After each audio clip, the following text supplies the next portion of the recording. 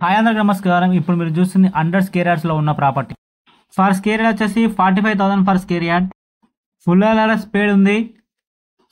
ఇది డైమెన్షన్ వచ్చేసి 1560 ఉంటుంది. ఫేసింగ్ వచ్చేసి నార్త్ ఫేసింగ్ లో ఉంది. బోడుప్పల్ అంబేద్కర్ స్టాచ్కి కేవలం ఒక 1.5 కిలోమీటర్ దూరంలో ఉంటుంది.